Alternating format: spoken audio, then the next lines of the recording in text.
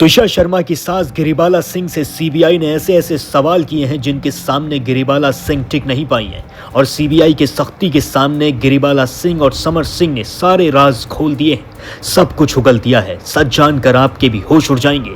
सबसे पहले आप सुनिए कि तुषार शर्मा के वकील ने क्या क्या खुलासे किए हैं। सीबीआई ने दोनों की रिमांड मांगी है, कस्टोडियल रिमांड मांगी। कोर्ट ने उसको एक्सेप्ट किया है और 2 तारीख को 2 बजे तक के लिए गिरिबाला और समर सिंह दोनों को सीबीआई ने अपनी रिमांड में ले लिया है। सीबीआई अब गहन पूछताछ उनसे करेगी। यदि 2 तारीख के बाद भी उनको लगता है कि आगे और पूछताछ करने के लिए कस्टडी की ज़रूरत है तो फिर आगे वो कस्टडी में लेगी।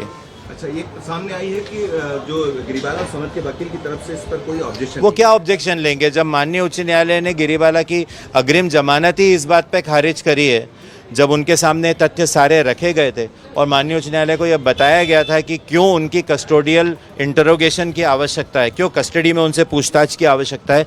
जब यह माननीय उच्च न्यायालय को बताया गया था, उन सब तथ्यों को ध्यान में रखते हुए ही उनकी अग्रिम जमानत क्वैश हुई है।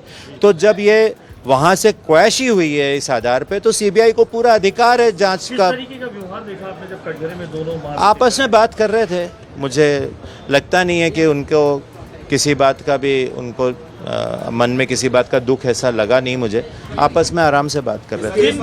क्या मुद्दे ऐसे हैं जिनको लेकर आपको लगता है कि नंबर 1 कल तो हो ही चुका है कि जमानत निरस्त हुई है, सीबीआई उन पर किन मुद्दों पर बात कर सकती है? क्या ऐसे? देखिए, ये इस विषय पे हम चाहेंगे सीबीआई को सारे तथ्यों की अभी तक की जानकारी है। बहुत गंभीर विषय इसमें शुरू से निकल के आ रहे हैं, हम हमेशा से कहते आ रहे हैं।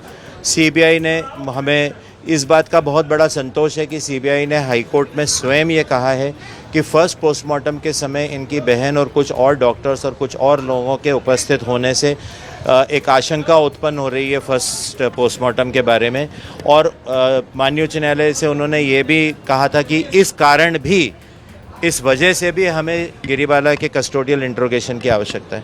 तो हमें इस बात का संतोष है कि जिन चीज़ों के लिए हम हमेशा से चिंतित थे, वो चीज़ें स्वयं सीबीआई के द्वारा वहाँ हाईकोर्ट के सामने रखी गई थी और एक निष्पक्ष जांच की हमें अब पूरी उम्मीद है। बात आई थी कि वो क्राइम सीन एक्सपर्ट भी हैं, आपने बताया गुजरात से, उन्होंने डिग्री भी दी। ये हाईकोर्ट की वेबसाइट पे ही हर जज के क्या क्या ट्रेनिंग वो ले चुका है, इस बात का डेटा उपलब्ध होता है।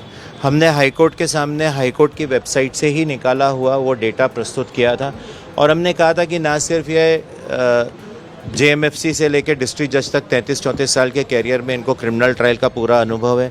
न सिर्फ समर्थ खुद एक वकील रहे हैं, बल्कि गिरिबाला की ने directorate of forensic science Gandhinagar से क्राइम सीन मैनेजमेंट की ट्रेनिंग ली हुई है। ये हाई कोर्ट का ही डेटा है। संभवतः हाई कोर्ट ने उनको ट्रेनिंग पे भेजा हो, वो ट्रेनिंग का एक पार्ट हो सकता है, बट ये फैक्ट है कि उन्होंने ट्रेनिंग ली है। तो ऐसी स्थिति में बहुत गंभीर विषय था कि 12 तारीख की रात से लेकर के और सीबीआई द्वारा कल उनको अरेस्ट करने तक वो उसी घर में रही हैं। और हम जो आरोप लगाते आ रहे थे कि उनने वहाँ साक्ष्य के साथ छेड़छाड़ की जा रही, तो इस बात को खुद सीबीआई और शासन ने हाईकोर्ट के सामने रखा है कि उनके द्वारा डीवीआर और सीसीटीवी रिकॉर्डिंग जब्त करने के पहले गिरिबाला वगैरह ने उसमें से, उस रिकॉर्डिंग में से उसको एक्सेस किया, उसमें से एक सिलेक्टिव पार्ट को बाहर निकाला और उस सिलेक्टेड पार्ट में भी टेम्पर करते हुए उसको वीडियो को मीडिया में जारी किया। ये चीज़ स्वयं सीबीआई और शासन की तरफ से कोर्ट के सामने रखी गई है, जो हम एलिगेशन लगा रहे थे। एक सवाल और आता है, क्या सीबीआई उन 54 मिनटों की भी जांच करेगी? क्योंकि आपने जो एफआईआर है आपकी तरफ से, सीबीआई को तो जांच 41 मिनट से लेके बिल्कुल 10:35 मिनट, देखिए, कोर्ट में कहा था कि समर्थ के चिल्लाने की आवाज़ आ रही, समर्थ के चिल्लाने के अब जो देखिए, ऐसा है, हमारे पास कोई तथ्य, हमारे पास कोई वीडियो नहीं थे। ये सारे वीडियो उनकी तरफ से आए और जिन कॉल रिकॉर्ड जो उन्होंने पेश की है, जिसमें 35-40 लोगों को कॉल करना आता है, वो भी उन्हीं की तरफ से रिकॉर्ड पे आए। देखिए, वो ही एक वीडियो रिलीज़ करती हैं कि त्विषा जो है वो शाम को पार्लर गई थी।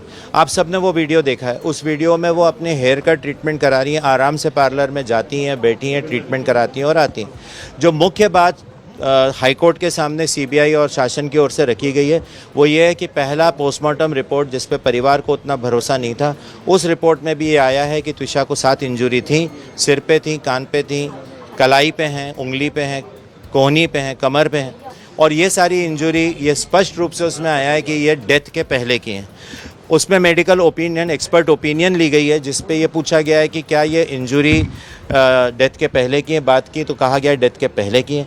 ये पूछे जाने पे कि क्या ये फंदे से उतारने में आ सकती हैं, तो एक्सपर्ट्स ने कहा है कि ये फंदे से उतारने पे नहीं आ सकती। ये पूछे जाने पे कि क्या ये सीढ़ियों से नीचे लाने पे आ सकती हैं, तो उन्होंने मतलब कि ये सीढ़ियों से नीचे लाने पे भी नहीं आ सकती।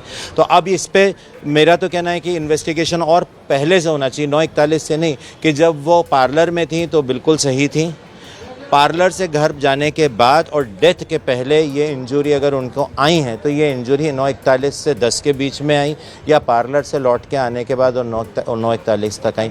ये भी एक गंभीर विषय है। मध्य प्रदेश की न्यायपालिका में ये पहला ऐसा केस है जिसमें खुद एक रिटायर्ड जज अब कटघरे में, वो भी इसी कोर्ट की डिस्ट्रिक्ट जज है। दुर्भाग्य का विषय है, हम सबके लिए दुर्भाग्य का विषय है, उनके लिए भी दुर्भाग्य का विषय है। और ये उनको सोचना चाहिए कि हालात ऐसे क्यों हुए कि इसी कोर्ट में वो डिस्ट्रिक्ट और सेशन जज थी और इसी कोर्ट में उन्हें कटघरे में आके खड़ा होना पड़ा और सीबीआई रिमांड को फेस करना पड़ा। ये दुर्भाग्य का विषय। देखिए, सर्कमस्टेंसेस जो बताती हैं, वो जो कुछ भी अभी तक एफआईआर दर्ज हुई है, परिस्थितियां जो बताती हैं वो किसी और गंभीर अपराध की तरफ भी इशारा करती हैं।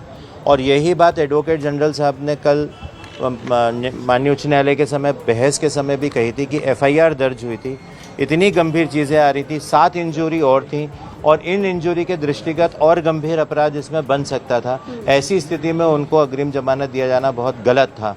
ये चीज़ें हैं। तो अब जो हमको दिखता है, मेरी जितनी भी वकालत रही है, मेरा अनुभव रहा है, तो ये इंजरी और जो समय का है, देखिए एक ही प्रकरण में सब कुछ चीज़ें गलत हों और वो उसका फ़ायदा उठाएं। जो सीसीटीवी की फुटेज है वो 12 तारीख के बजाय 10 तारीख की है, उसमें समय भी अलग है, तो वो भी उनकी सेटिंग की गड़बड़ हो। तो ये इतनी सारी जो चीज़ें हैं, ये सब एक प्रकरण में इतनी सारी चीज़ें ही क्यों गलत होंगी? तो ये किसी गंभीर अपराध की तरफ इशारा कर रही है।